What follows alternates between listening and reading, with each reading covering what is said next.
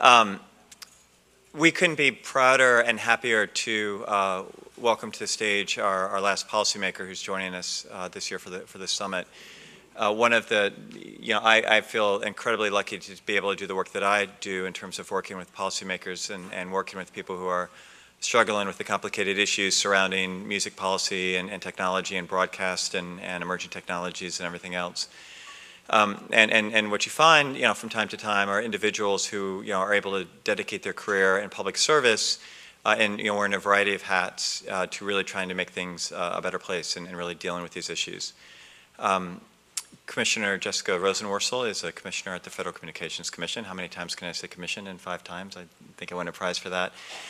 She previously has had a long and distinguished career in Washington on Capitol Hill, being a champion on a number of issues, and also at the FCC. She's been a huge ally of the music community for the eternity of future music's existence for sure, and we are just thrilled to welcome her.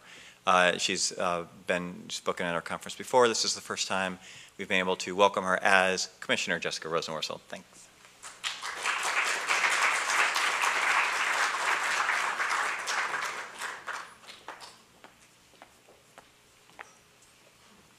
Good afternoon. I want to start by saying my voice is not usually this husky.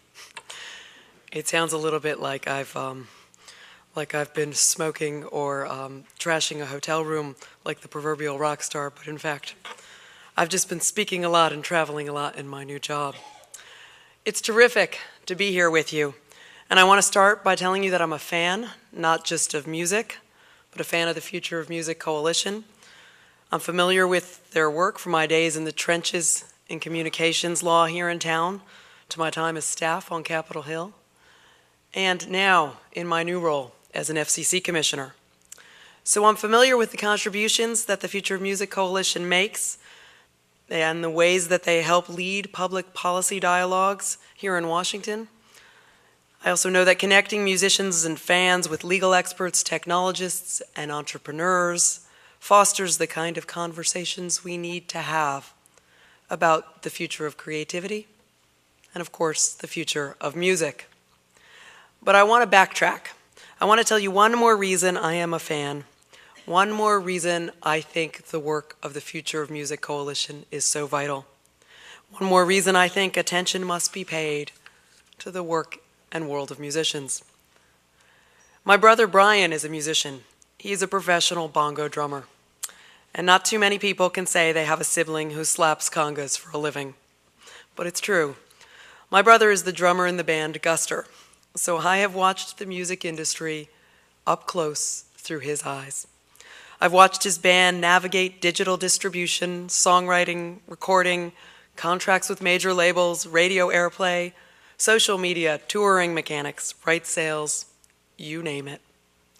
I've heard his music over the air, downloaded it on devices, and have sought it out on streaming services. I've seen his likeness on marquees, advertisements for concerts, and merchandise ranging from t-shirts to wristwatches. Of course, I've seen him in concert a few too many times to count. But more than that, I've been able to watch up close the business of making music and the business of making a living from music. I know that one does not always flow from the other. But before I go on, you might wonder how my parents wound up with 2 kids, a rocker and a regulator for children. The honest answer is I have no idea. I'm pretty sure, however, there are not too many other siblings out there like us. Now, down to business. I want to start by talking about something front and center at the Federal Communications Commission, and that's communications in the broadband and digital age. Or better put, it's the digitization of everything. By most accounts, music was the first of our creative industries to feel the gale force of digitization. Before newspapers, before books, before television and movies. Now, digital wins are powerful. They are remaking the ways we create, distribute, and consume content. They create wondrous opportunities, but also big and unruly challenges. And if you're here, you know this well. You know that relationships between artists and labels can be beneficial and can also be fraught. You know that CD sales have plunged, that downloads are starting to dip, and at the same time, streaming services are growing. And that metadata practices on streaming services matter. They matter a lot. All the while, radio airplay is still important. And add to this the infinite possibilities of the internet with its new ways to reach audiences and share content, and you reach one inevitable conclusion. This is complicated. It really is. Because small differences in law and technology can lead to huge differences in how creative talent is compensated, which in turn can change how content is created, consumed, and distributed. So, earlier this year, I had the opportunity to speak at South by Southwest, and I sat down with some music experts in Austin. Now, needless to say, this was not the button-down crew that usually shows up in my office, but they talked, and I listened. I learned about copyright, safe harbors, coverage for health insurance, touring, piracy, what bandwidth means to music, and what mobility means for listeners. Then I asked them one question, a single question that I thought cut to the heart of things. If you just wrote a fantastic song or piece of music, your best work ever, the kind that has you proud, charged, and excited, what would you do with it now? What astounded me was the range of responses. From some, I got back questions insisting that the answer depended on genre.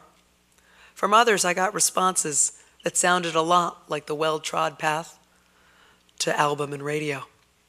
From still others, I was told they would give it away for free and seek to grow their audience, which would then multiply other opportunities. So I walked away thinking that these are transitional times, and there aren't all that many across the board easy answers. But the questions being asked in Washington do matter, and the music industry has a lot to contribute to the conversation. That is true with copyright compensation and debates about what it means to be a musician with a living wage. But other issues merit attention too. The communications transition from analog to digital, the deployment of broadband everywhere in this country, and the spectacular growth of mobile are coming together to make enormous changes in the ways we access content. That is why principles of internet openness are so critical. An open internet means an internet with endless numbers of ways to showcase content. Yet the FCC rules governing internet openness are under court review, and where we go from here is not certain. By any measure, there's a lot that matters to music, so many issues, so much to follow. But for now, let me leave them behind. I want to talk about something small that could be big. Even better, it's happening right now. And Michael, I'm going to need some water. I want to talk about low power FM radio, Lpfm. And if you're not familiar with it, the story of Lpfm, it started 13 years ago. Remember 2000? We were getting over our anxieties about Y2K. In music terms, it was when Faith Hill was urging us all to breathe and Santana returned to radio with Smooth.